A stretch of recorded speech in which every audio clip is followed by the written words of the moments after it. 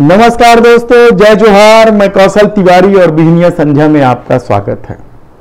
अपने स्थापना से ही विवादों में रही छत्तीसगढ़ संवाद इन दिनों फिर सुर्खियों में है। इस बार सुर्खियों की वजह है इवेंट मैनेजमेंट वर्क के लिए निकाले गए टेंडर के नियम व शर्तें हैं।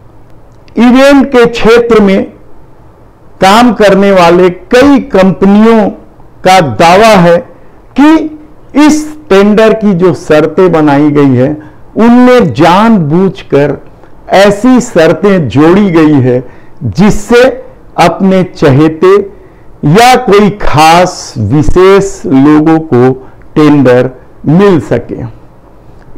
इसे लेकर कई कंपनियों ने संवाद में आपत्ति भी दर्ज कराई है, लेकिन टेंडर 24 मई से भरा जा रहा है और 19 जून को यह टेंडर खुल जाएगा। हम आपको बताएंगे कि ये शर्तें क्या है, किस तरीके से कुछ खास इवेंट कंपनियों को ही फायदा पहुंचाने के लिए ये टेंडर जोड़ा गया है। उससे पहले आप समझ लीजिए कि छत्तीसगढ़ संवाद अपने स्थापना से ही क्यों विवाद में रहा, यह लगातार विवाद में क्यों रहा।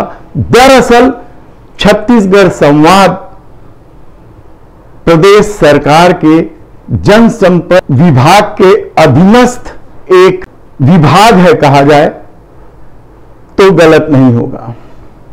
इसका काम मीडिया हाउसों को विज्ञापन देना है, प्रचार प्रसार की जो सामग्रियां सरकार के योजनाओं की छापी जाती है वो सब संवाद के माध्यम से होते हैं, और इसके अलावा सरकारी आयोजनों में जो ताम झाम किए जाते हैं वह सब संवाद के माध्यम से होता है।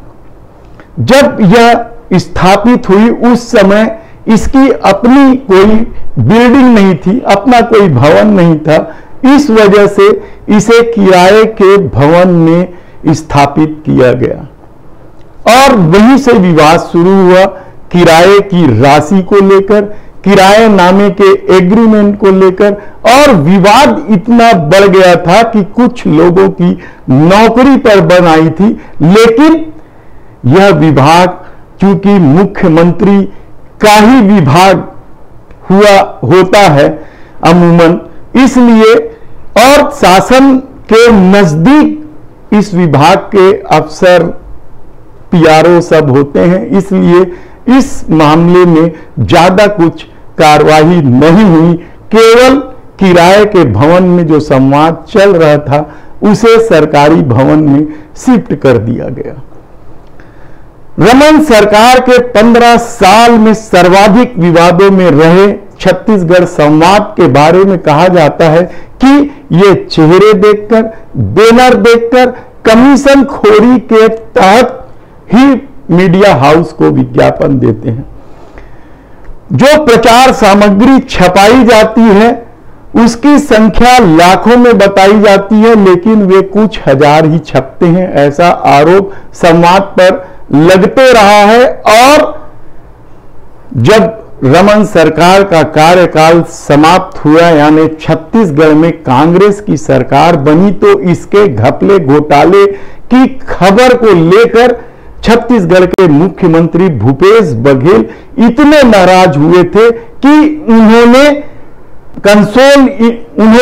कंसोल इंडिया नाम के एक फर्म की राशि तक रोक दी थी भुगतान की, और ईओडब्ल्यू में मामला सौंप देने की घोषणा तक की थी। लेकिन क्या कुछ हुआ यह कहना बेहद ही मुश्किल भरा काम है, क्योंकि इसके अफसर जो होते हैं छत्तीसगढ़ के मुख्यमंत्री भूपेश बघेल के पास ही यह विभाग है, तो इसके अफसर उनके करीबी होते हैं।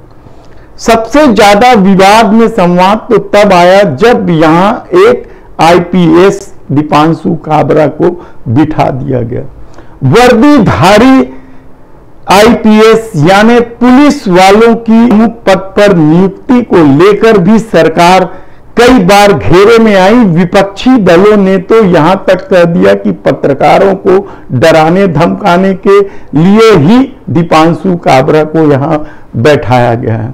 दीपांशु काबरा की अपनी धमक है और परिवहन विभाग भी उसके पास है और जिस पर ईडी की नजर लगी हुई है और ईडी भी दीपांशु काबरा से पूछताछ कर चुकी। लेकिन दीपांशु काबरा अभी भी जनसंपर्क विभाग में जमे हुए हैं और उन पर कई तरह के आरोप पत्रकार लगाते हैं रहते हैं। लेकिन क्या है मामला, यह जांच का विषय। हम पत्रकारों की प्रताड़ना या वर्दी के धौस पर जाने की बजाय सीधे सीधे जो इवेंट मैनेजमेंट कंपनियों के लिए टेंडर बुलाए गए हैं उस पर आते हैं। इस 24 मई से भरे जाने वाले इस टेंडर को 19 जून को खोला जाना है। 7 शर्तें तय की गई हैं, जिसमें से दूसरे नंबर की शर्त सबसे विवादास्पद है और इसे लेकर ही सवाल उठ रहे हैं। दरअसल यह शर्तें क्या है? इस शर्तों में 3 फाइनेंशियल ईयर के आईटीआर मांगे गए हैं, जिसमें कहा गया है कि एवरेज टर्नओवर 5 करोड़ रुपए हर साल होने चाहिए। यह फाइनेंशियल ईयर है 2020-21, 21-22 और 22-23। विवाद इसी फाइनेंशियल ईयर का, क्योंकि कोविड के दौरान अमूमन सारे काम बंद थे। बहुत सारी कंपनियों का टर्नओवर तब 5 करोड़ कैसे हो पाएगा? कुछ एक कंपनियां काम कर रही होंगी, हो सकता है जिनके टर्नओवर 5 करोड़ से अधिक हो, और हम आपको बताएंगे आने वाले दिनों में कि किस तरीके से कौन कौन कंपनी ही टेंडर भर पाए। इस शर्त को लेकर कई इवेंट कंपनियों के लोगों का दावा है कि वे दीपांशु काबरा से मुलाकात कर चुके हैं, लेकिन इस शर्त को हटाने को दीपांशु काबरा तैयार नहीं हुए। उन्होंने सबकी बात सुनी, अच्छे से सुनी, यह भी कंपनी के लोगों का कहना है, लेकिन यह शर्तें नहीं हटाई गई और इसी शर्तों को लेकर ही इवेंट कंपनी के लोगों का आरोप है और उनका कहना है कि यह सारा खेल कुछ खास कंपनियों को ही दिया जाता है। और पहले भी इस तरह की बात हमने आपको बताई कि किस तरीके से कंसोल इंडिया था, एक अग्रवाल की कंपनी थी जिसके भाई बड़े पदों पर राज्य सरकार में रहे हैं। इसके अलावा व्यापक कई नाम हैं, उसमें हम आपको बताएंगे कि आने वाले दिनों में यह टेंडर किसे मिलता है और किस तरीके का खेल होता है, क्या नियम शर्तों के तहत यह कार्रवाई की गई है और टेंडर का रेट क्या निकला है, हम आप बताएंगे। लेकिन 7 शर्तों में जो सबसे महत्वपूर्ण दूसरे नंबर की जो शर्त है, वहीं से ही संवाद पर संदेह होता है कि कहीं ना कहीं यह मामला गड़बड़ है।